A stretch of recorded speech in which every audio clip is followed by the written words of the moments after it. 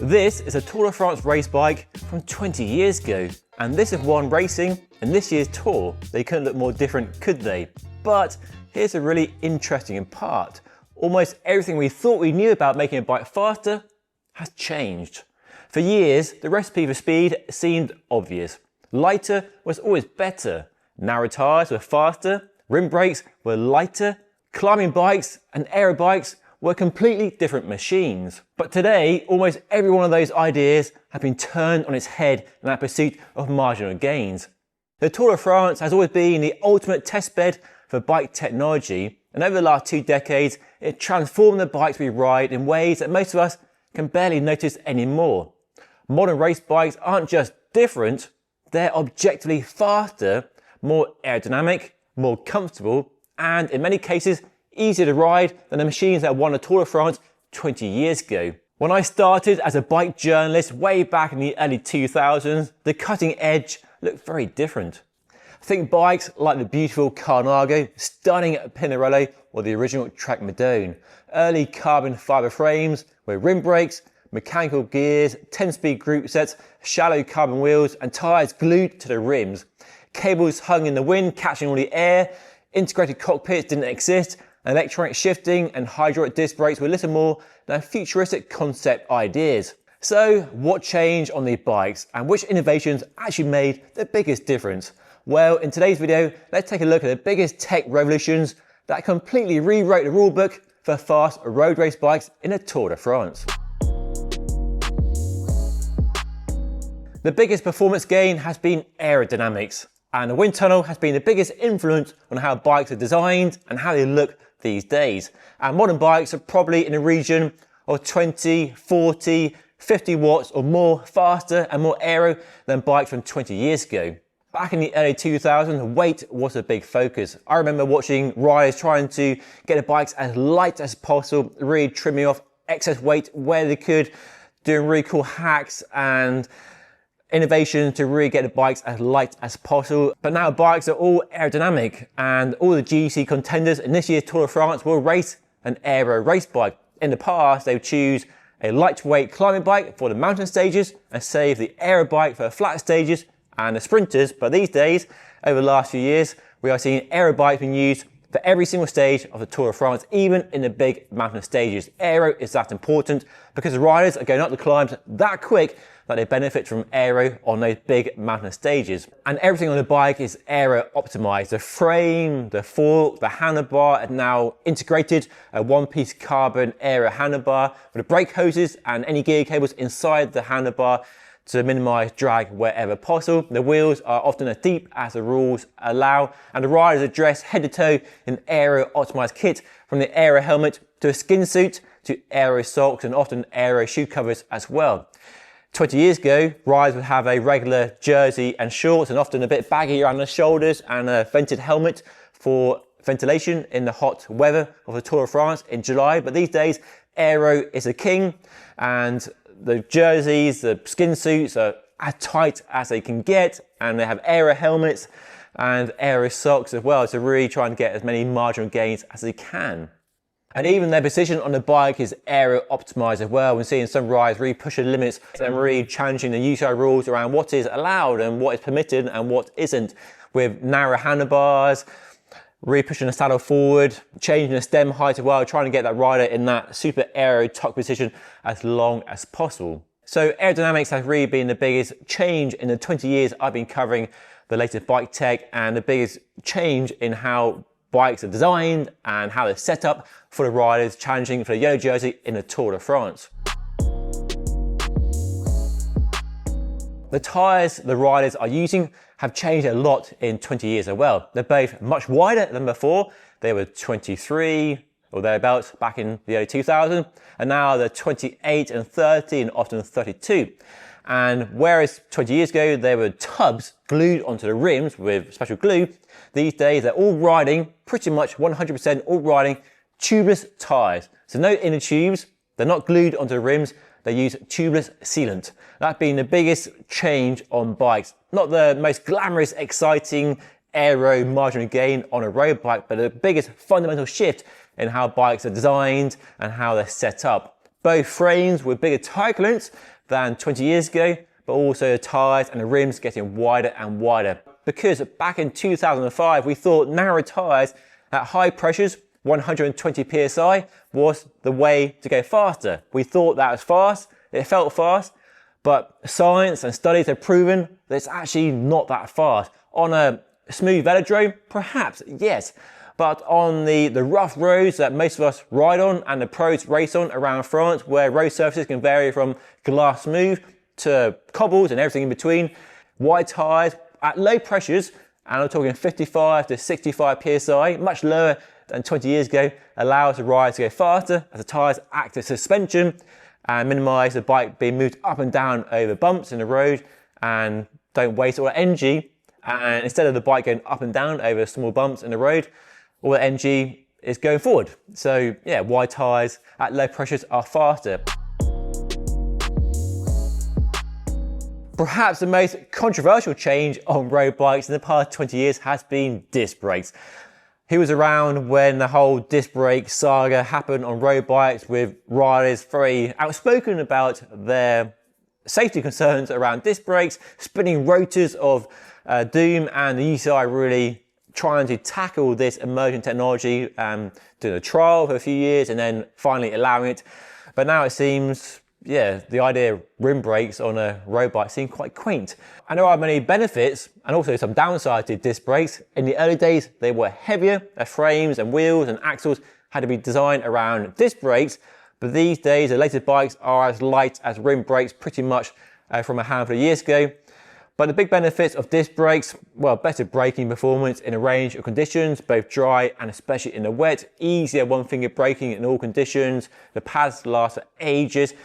But the other sort of benefit that most people forget about is how it allowed frames and forks to be designed around wide tyres, removing that restriction of a rim brake. Designers were free to use that space made available to increase the tyre clearance on modern road bikes.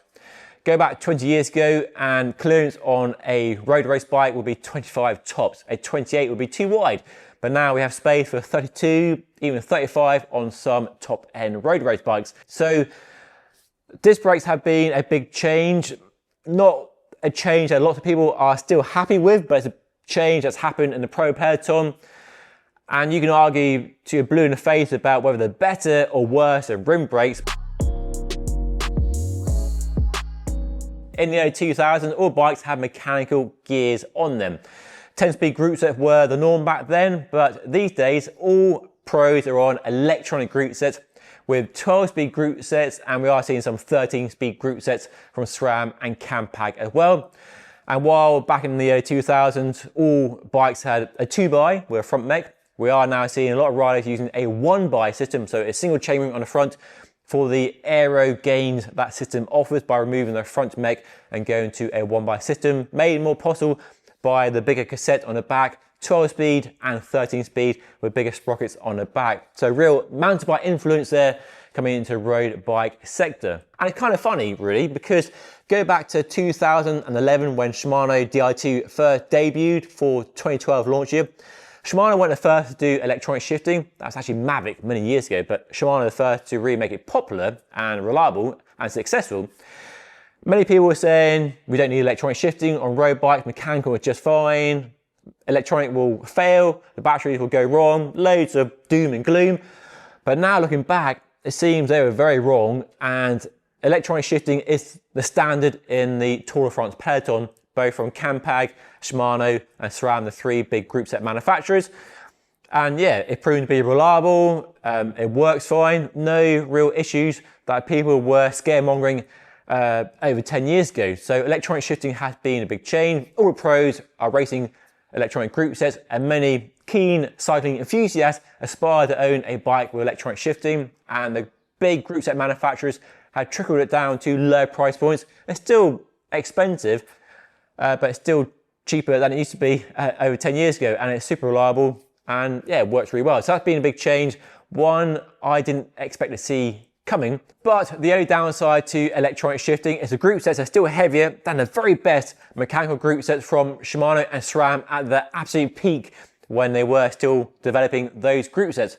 but now mechanical group sets early available at much lower price points, and yeah, thing of the past at the top end, which is definitely a shame. I still appreciate a good, high quality, lightweight mechanical group set, but yeah, the march of progress and all that, electronic group sets dominate the Tour de France. The drivetrains on modern Tour de France race bikes have changed beyond belief.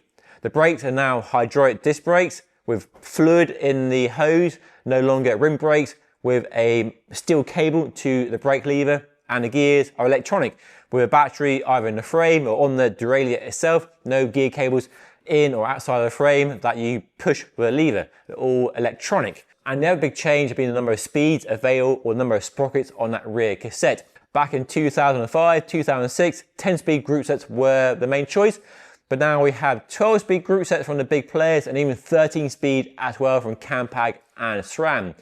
And there's more option for the racers and also us amateurs as well in the choice of chain set options and the cassettes. And generally, the chain sets for the pros got bigger. They were 53/39, they're now on 54, 55, 56 side chain rings for the insane speeds they are racing at, and the cassettes on the back are way bigger than they used to be. Back in the year 2000, 1123 was fairly standard, 1125 was a sort of climbing cassette, but now all the pros pretty much, if they're running a Shimano group set, have an 1130 cassette and often use 1132 or 1134 in the mountains.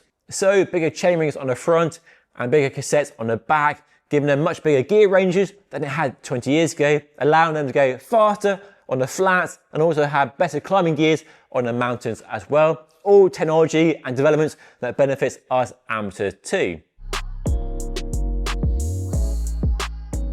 The other less flashy but still really important change on road race bikes used in the Tour de France compared to 20 years ago is the geometry and how a rider fits onto the bike. Generally, riders now are fitting much more aggressively on the bike. The handlebars are way narrower than they used to be for really maximizing aerodynamics to reduce that frontal surface area. There's much more understanding of how a rider is placed on the bike to be aerodynamic compared to what we thought was the wisdom around aero 20 years ago.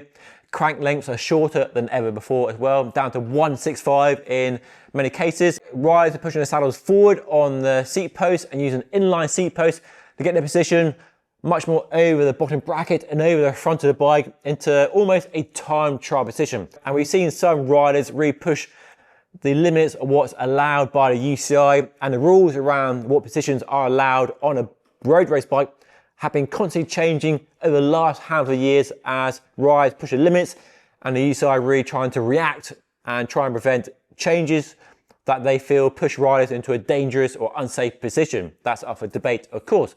So riders and frame being designed around this more aggressive fit on a bike, and some progressive road race bikes really embrace this with a longer front center, a steeper seat tube angle to pivot the rider over the bottom bracket into that more aero aggressive position. So that's a big shift in how a rider is placed on a bike and how the geometry is designed around that pursuit of speed compared to 20 years ago, where positions were much more conventional, riders were more upright, definitely catching the wind more with wider handlebars and regular crank lengths and yeah, setback seat posts. So very big shift in that thought process of how a rider is fit onto a bike compared to 20 years ago. So it's clear that road race bikes used in the Tour de France have changed beyond belief in 20 years.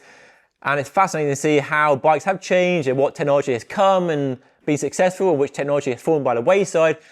And it does make me excited for the next 20 years. Where will bikes and riders in the Tour de France be in 20 years time? Well, I've no idea. But let me know your thoughts on the changes by dropping a comment down below. And to see some Tour de France pro tips to copy and avoid, watch this video right up here. And to see more content like this during the Tour de France from me, David at Just Ride Bikes, make sure you are subscribed by hitting that button right there and down below. But that is all for today. I'll see you again very soon. Thank you so much for watching.